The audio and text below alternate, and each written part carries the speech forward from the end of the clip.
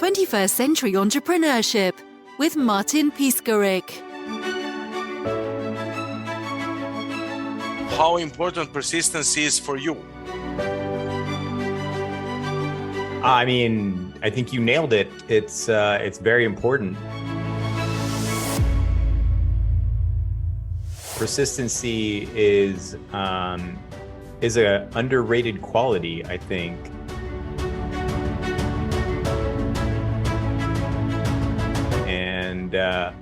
And I think we can all get caught up in expectations. Expectations are everything is going to go good. Expectation is everything is going to go smooth. Everything is going to go my way. And the truth is that is an unrealistic want. And so, if you truly face the fact that things are not going to go your way, that things may change, and if you're not adaptable and persistent, then honestly, you're not going to be able to accomplish as much.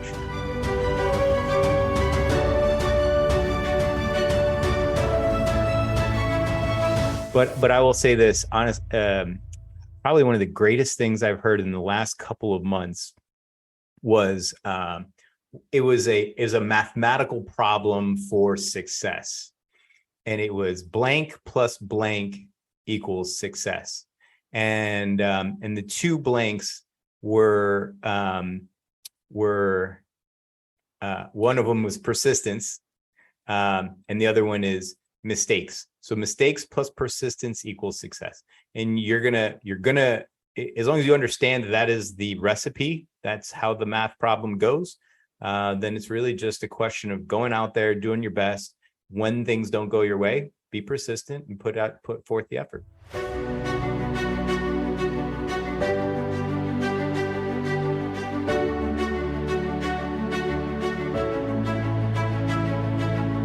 Any other specific personality traits and mindset that you need to cope with serious business issues and with your company growth? That's a great question, Martin. I feel like in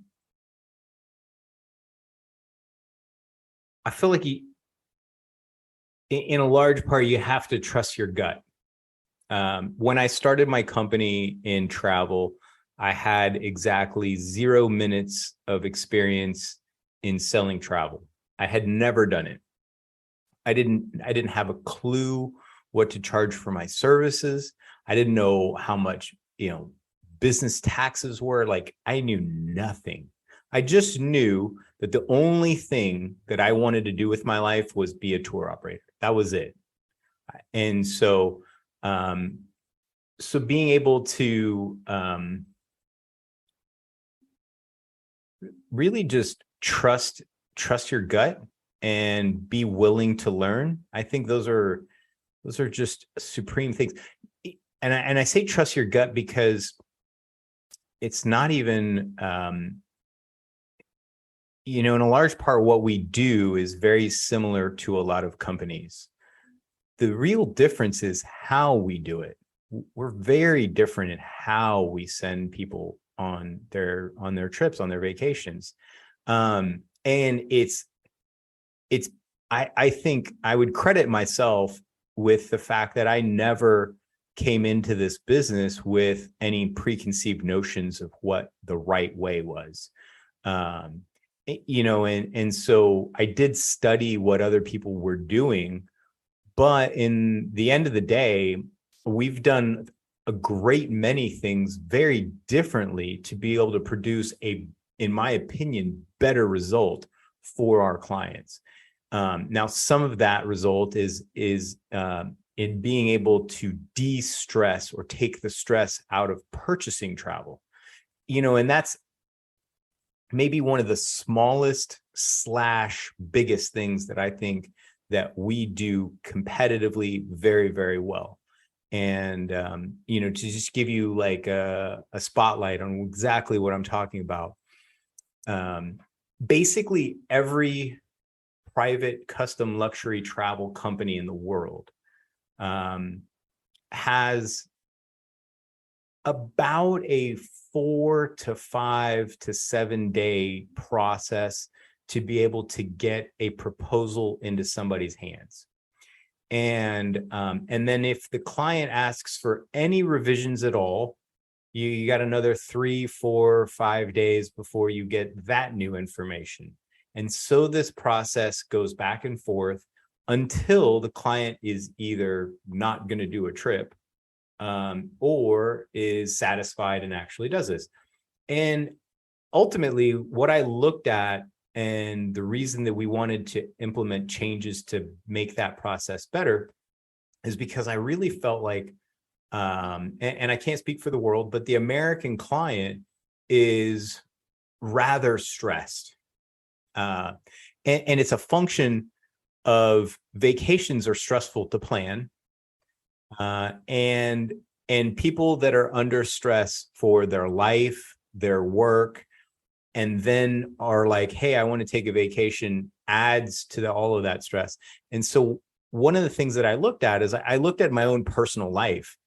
And before I was a tour operator, and I looked at the fact that I think I led a very normal life in the sense that, like, I worked, and at the end of each year, I took stock of how well I had done, and I had done very well. But I had realized that I hadn't made the effort to spend more time with my family and to really dive deep into taking time away so that I could work on myself or work on the business as opposed to in the business. And just to stress out, you have very short vacations in the States. So for example, in Italy, you have 4 weeks, 5 weeks, 6 weeks. So that's very important for all of our listeners from Europe. They are 95% from States, but they are from Europe as well. Martin, my first job, I worked a year and a half before I earned 1 week vacation. That's unbelievable. But that's just your case in the States. And that was 80 to 90 hours a week. That was 80 to 90 hours a week for a year and a half. For a year and a half, 1 week. Right. And so think about that process, right? Because I don't think that's uncommon. And so what happens is you end the year with a resolution to take a vacation with your family and spend more time. But the reality is that the stress of planning it means that you are not going to do it immediately. As soon as you make this realization, you're going to kick that can down the road a little bit. And so what happens, I think, is you have like January, 2nd or 3rd starts, you go back to work, you're back in grinding mode, and you basically forget about your plan to take a vacation until basically spring break. And then your kid's out of school and you're like, oh my gosh, it's almost summer. And we don't have any plans. And if we don't have any plans, the prices are going to go up. And if the prices go up on the hotels, they're going to go up on the airfare and everything else. And now what I think happens is the stress level has just been building and building and building and building until now. I want everybody to put themselves in the position of thinking, now I need to wait a week to 2 weeks that I've taken action on just to get information to see if I'm going to do something. And that is just even more stress. And so what I think a lot of people do is they hit that easy button and they take a cruise, they go somewhere they've been before, and they do something that is really not to the level that they wanted to do something, but because it was just easy to plan it quickly and get it off their chest, right? And I'm as guilty of this as anybody I've ever seen. And so I thought about this whole process, and I was like, what could we do to make this process easier?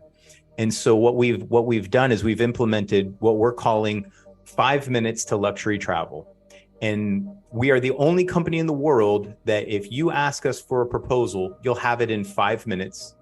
And that afternoon, you and your loved ones can sit there, look it over. You can literally customize it any which way you want to, sign the contract, and then you tell us what days you want to travel and how many people are going with you. It's okay. Like, irresistible offer per it's se. very simple. And honestly, it shouldn't be this hard. I mean, we have, I think of the last 20 years, the internet, we can buy something and Amazon has it delivered by, within 2 days, sometimes by 3 p.m. the same day. Why can't we buy travel the same way? And, that was my thought. And so we just made that happen.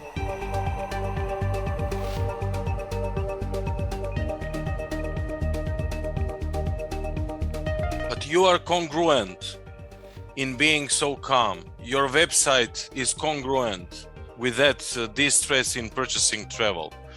So if you can go a little bit deeper into the business model, how do you make money? Ultimately, I just had to realize that we are a logistics company. And travel just happens to be how we express those logistics. So, starting off, every single deal that we did averaged 350 emails, start to finish. Typically over an 8-month span, 350 emails to various providers all across the board so that we can make one amazing vacation for, a couple or a family. And honestly, that's, absurd, right? That's unsustainable in the long term. So what we had to do is we had to look at the pieces and the parts of how we accomplish that logistical goal and how can we break it down into more manageable parts such that today, for any custom private luxury tour that we do, we can actually do start to finish in under 25 emails.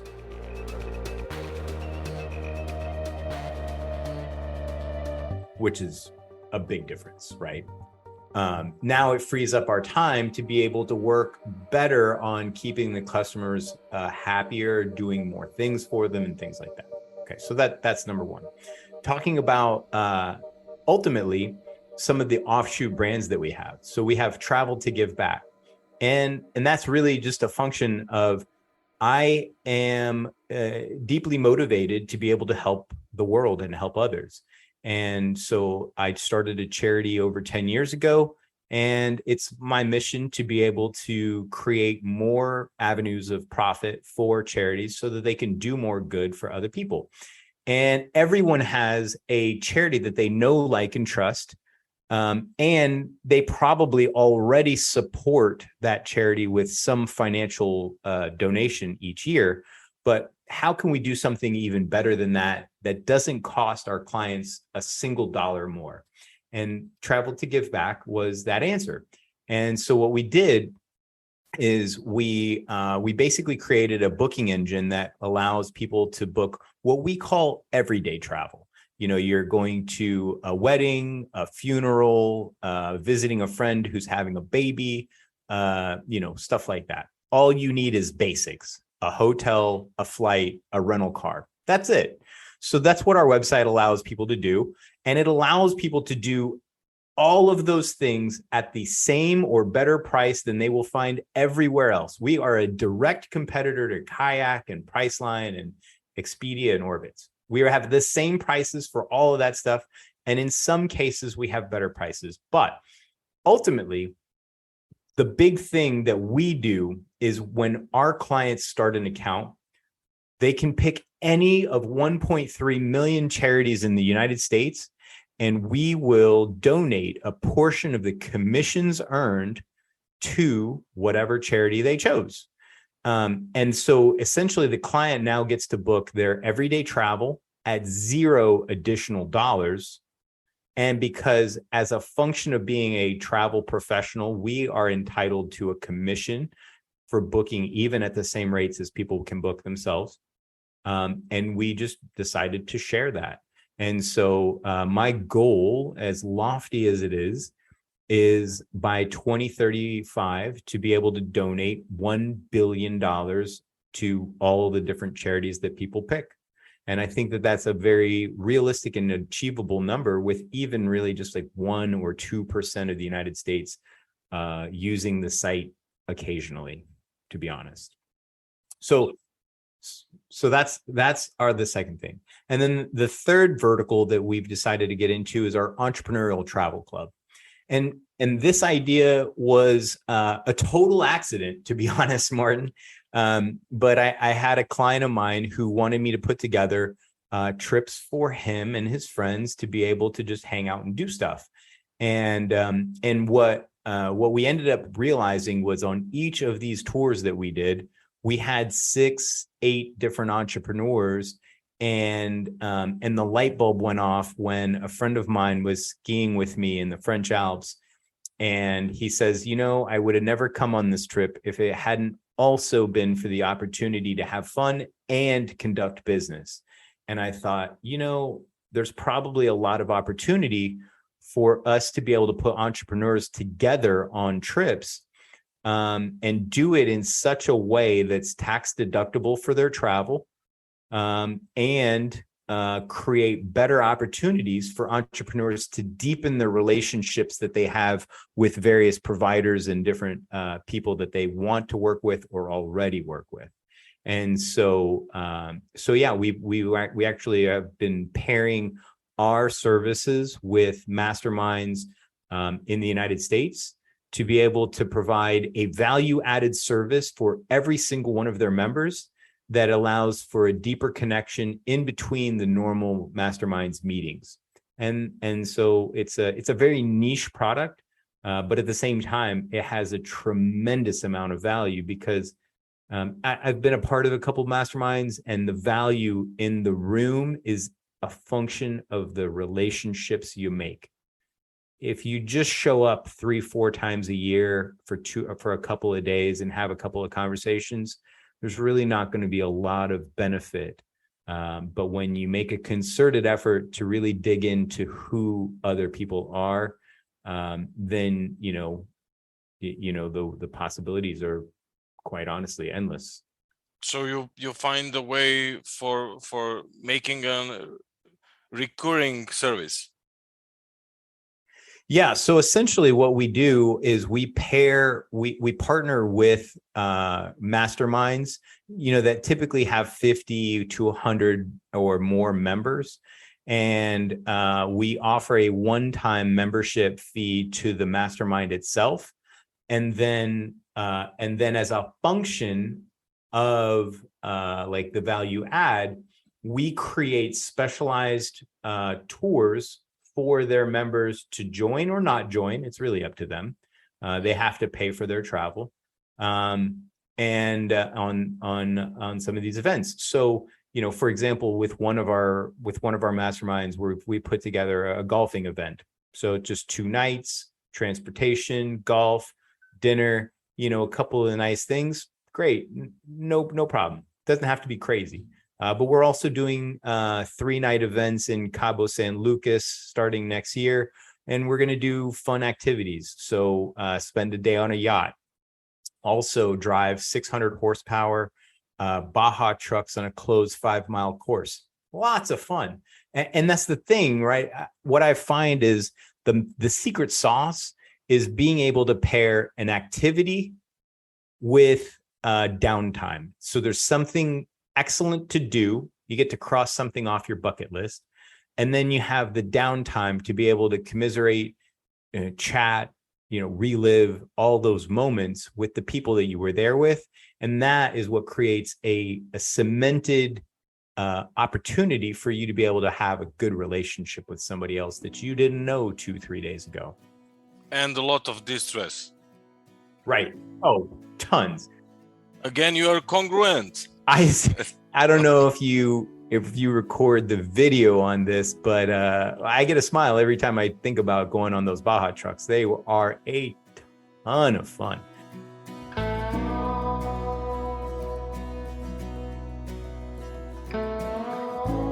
I mean, they're $120,000 machines, and you have full use of a dirt track. Every single turn is the wheels are sliding out from under you. It's phenomenal. It's so fun.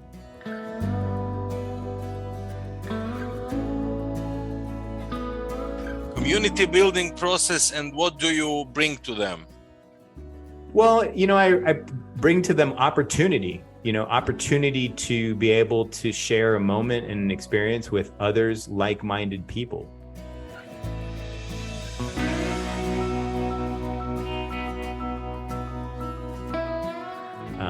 And it's really just, I can't make people be friends, but I can set the table in such a way that it makes it a lot easier.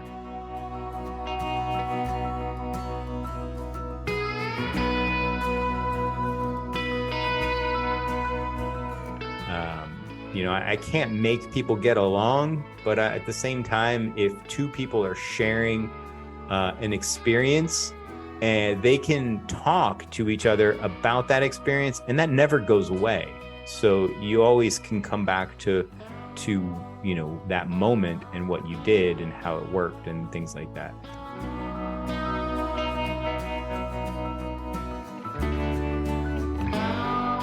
So ultimately, I think what I realized, and Martin, I'm sure you know this, is you do the most amount of business with the people you know, you like, and you trust.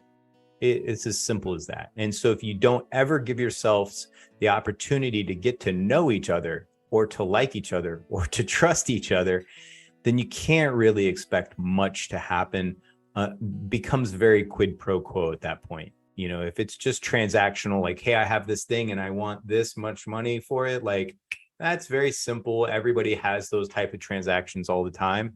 But, you can even think about something as simple as like going to have a cup of coffee. You can get coffee at Starbucks. You can get coffee at a local place. Ultimately, I'm betting that anybody who's listening to this and has a favorite place to go get coffee has gotten excellent service from somebody behind the counter who is cheerful and nice and says hello and maybe even asks them a question about their life. And next thing you know, it's like you're going to visit a friend and have a cup of coffee. You're not just going to have a cup of coffee.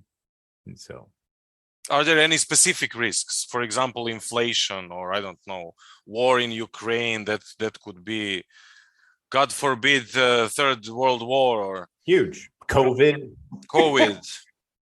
I mean, COVID was 15 months of zero business. We couldn't sell.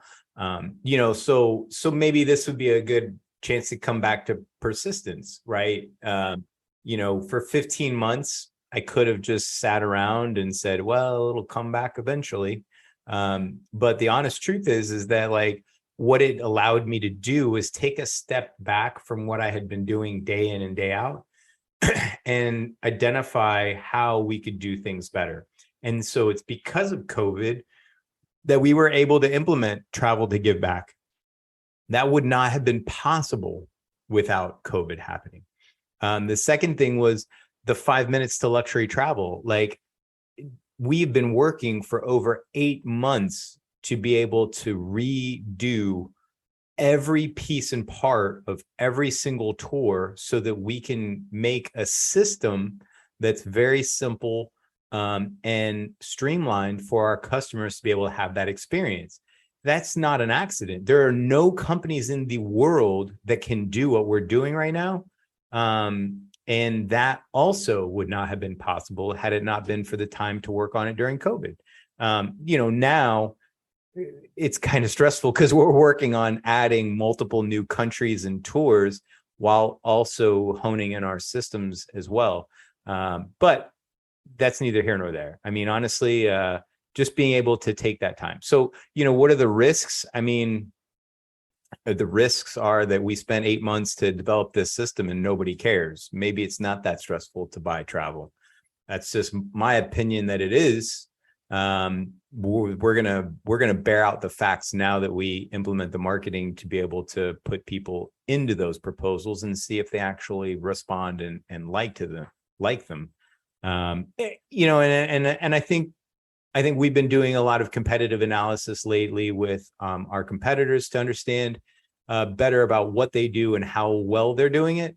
And I'm gonna take a moment to brag and just say I think we're doing pretty good. Compared to a lot of our competitors, we are at a world-class product that is slightly below price that they have. And that's because we have some advantages they don't have in terms of being able to offer a better price.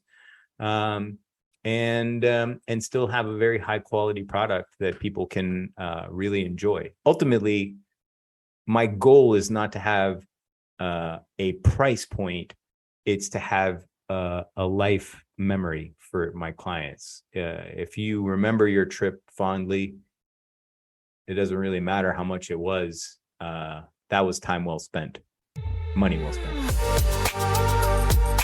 Shane in 5 years. So I will say this: I have actually begun and not finished, but I've begun starting a 100-year plan. So I recently found out about this idea of being able to create something like this, and it really resonated with me because as I think in business and business school, we get the training to do the 5-year, the 10-year, right?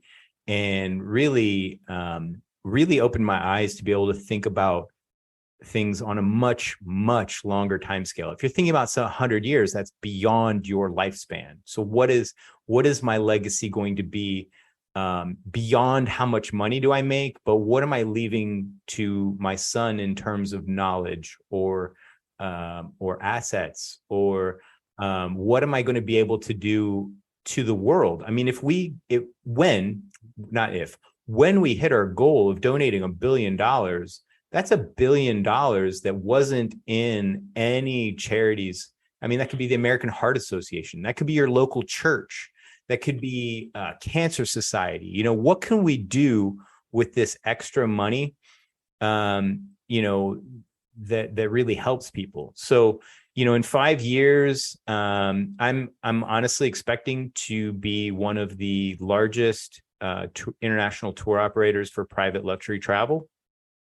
And then from there, I'm looking to expand what we can do and stratify for different price points.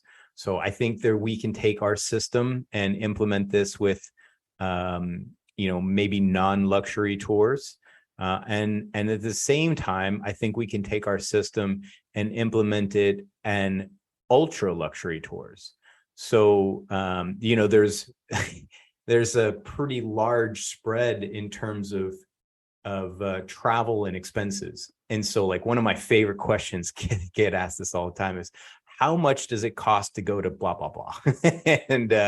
And the answer is, well, how much money do you want to spend? I mean, we can do Italy for, a couple of $1,000, or we could do Italy for a couple of $100,000. There's really a question of, what do you want to do? How do you want to do it? And where do you want to go? And how long do you want to be gone? And so there is no defined answer on what it costs to do anything. And so I believe what we can do in the next 5 years is take our system of stratification and be able to offer that to multiple different markets to be able to streamline the stress for everybody.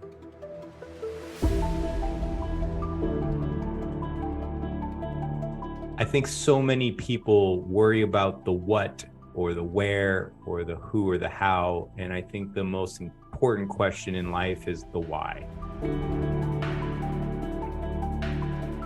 And if you don't know your why or what you're doing things for, then it really doesn't matter what you're doing or how you're doing it or who you're doing it for, because ultimately you don't understand how the machine works to begin with.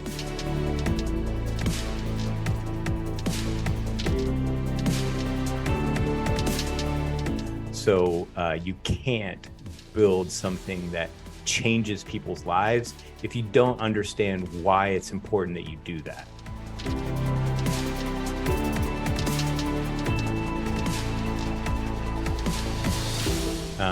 And so I thank you. I appreciate your words, and it's really important to me that people understand that we put 11 years of thought into every single moment and thing that happens on any given trip, from the moment you say I want to buy until after you've come back.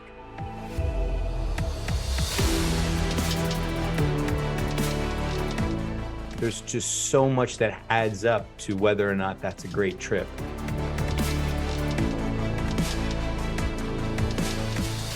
I'd say most people don't really think about that. They're focused on like, what is this part right now? How does this work? And I'm done. And and that's okay. Honestly, we built a system that I believe lets people be in that mode. We call it taking a vacation from planning a vacation, because that's important.